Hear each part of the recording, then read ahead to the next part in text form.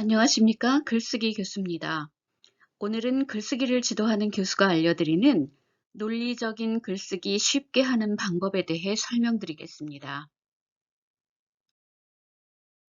논리적인 글쓰기란 합리적이고 객관적인 근거를 통해 독자를 설득시키는 글을 말합니다.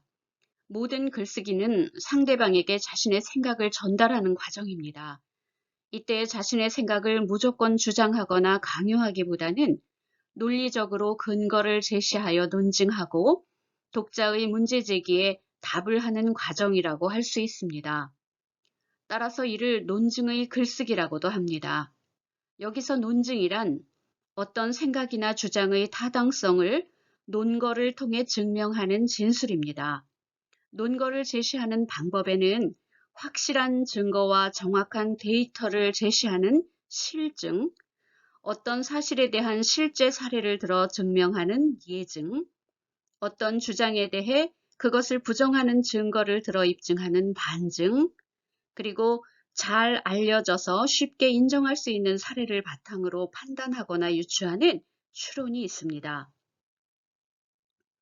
논리적인 글에서 가장 대표적으로 언급하는 글쓰기의 유형 가운데 하나가 논술입니다. 논술은 일반적으로 3단 구성을 갖습니다.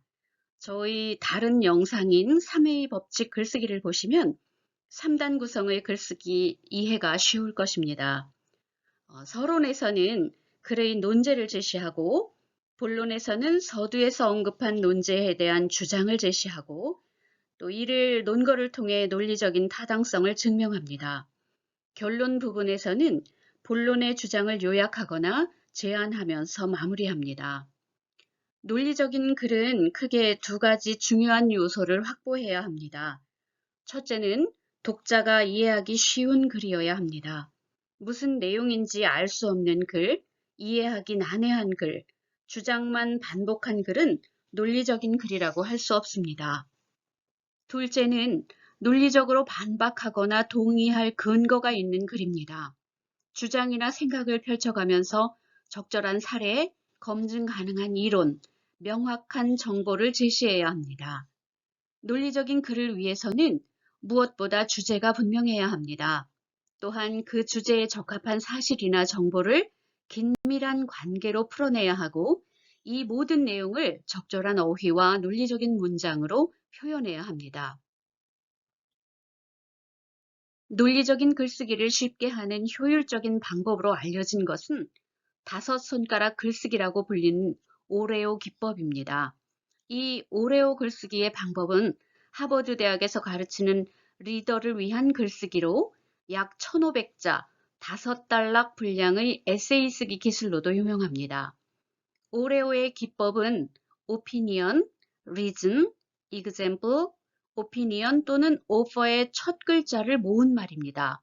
여기에 도입부인 인트로를 합쳐서 5단락을 완성하면 한 편의 글이 되는 것입니다. 이제 5손가락을 하나씩 보면서 설명하도록 하겠습니다. 먼저 엄지손가락인 인트로, 즉 도입 단락입니다. 자신이 어떤 글을 쓰겠다고 주제를 정했다면 도입부를 작성할 때는 독자의 흥미를 느낄 수 있는 내용으로 시작하는 것이 좋습니다. 주제에 적합한 최근의 트렌드나 이슈가 될 만한 뉴스를 다룬다거나 관련된 명언이나 책의 내용을 인용하면서 하나의 단락을 쓰는 것입니다. 이 도입부가 중요한 이유는 독자의 관심을 집중시켜야 하기 때문입니다. 예를 들어 글쓰기를 잘하는 방법에 대한 글을 쓴다고 했을 때 최근 인터넷 글쓰기 플랫폼에 대한 관심을 다루면서 시작하거나 글쓰기에 대한 사회적 인식의 변화를 다룬 뉴스 기사 같은 것으로 시작하는 것입니다. 두 번째 손가락인 검지의 오피니언은 자신의 의견과 주장을 드러내는 부분입니다.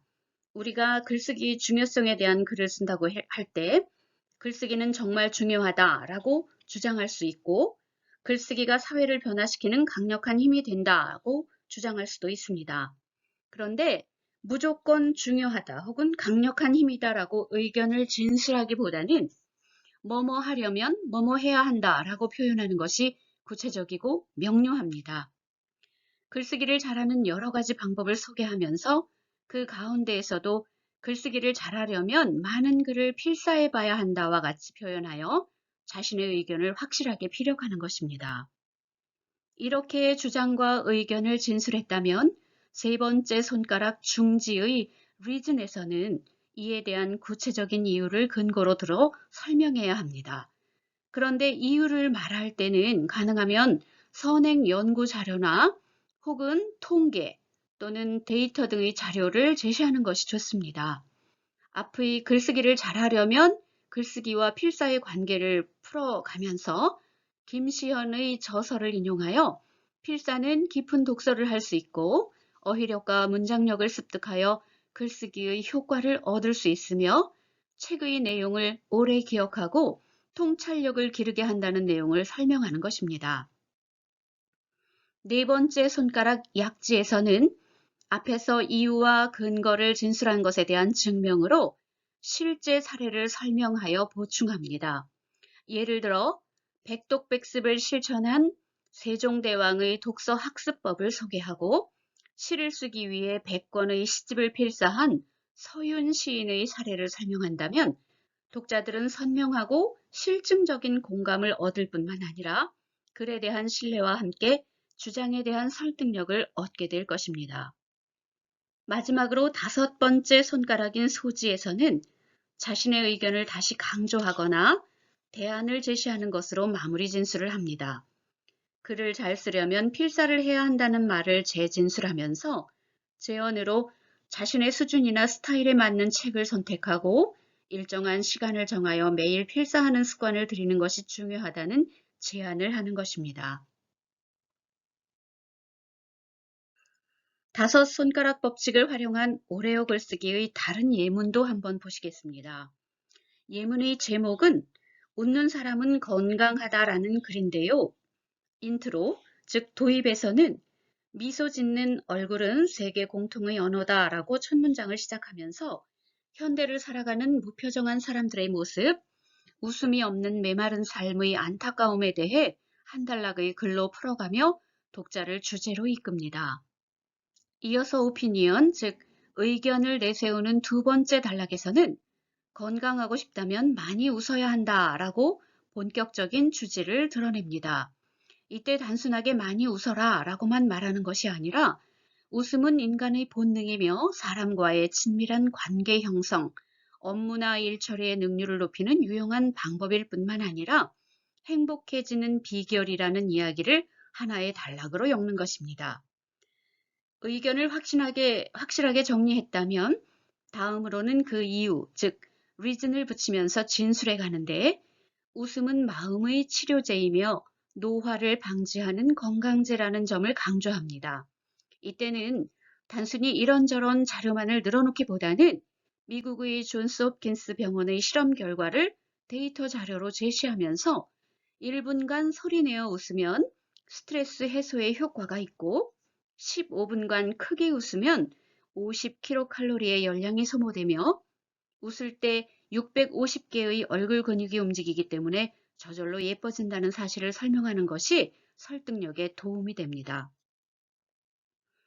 이어서 이그샘플에서는 구체적인 사례를 들어 진술하는데 실제로 노인 대상의 웃음 치료를 한 결과 웃음이 면역력 강화와 심장병 예방에 도움이 되었던 사례와 젊은이를 대상으로 억지로 웃게 했을 때의 스트레스 해소 효과와 유산소 운동의 효과가 있었음을 예로 들어 정리한다면 자신의 의견을 더 견고하고 입체감 있게 만들 수 있습니다.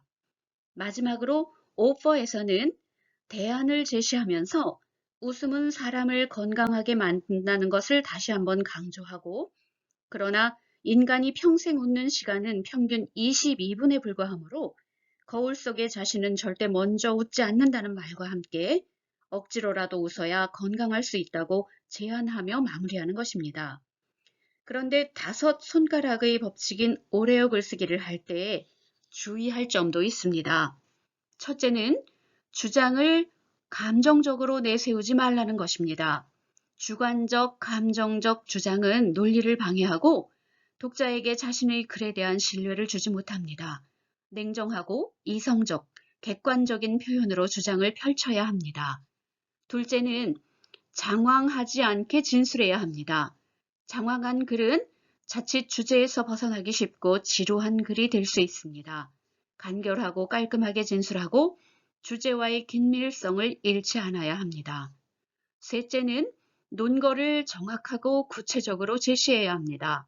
많은 논거를 제시하는 것보다 가장 적합하고 적절하고 핵심적인 논거, 독자가 수긍할 수 있는 논거를 제시해야 글의 주제를 돋보이게 하고 짜임새 높은 글이 됩니다. 넷째는 자료 조사에도 신경을 써야 합니다. 주장과 관련된 타당하고 객관적이며 설득력 있는 근거를 찾아 명료하게 제시하는 것이 글의 품질을 높이고 논리성을 확보할 수 있게 만들기 때문입니다. 지금까지 대학에서 글쓰기를 지도하는 교수가 알려드리는 쉽게 쓰는 논리적인 글쓰기 5손가락의 법칙이었습니다. 오늘 강의가 도움이 되셨다면 좋아요와 구독 버튼을 눌러주세요. 감사합니다.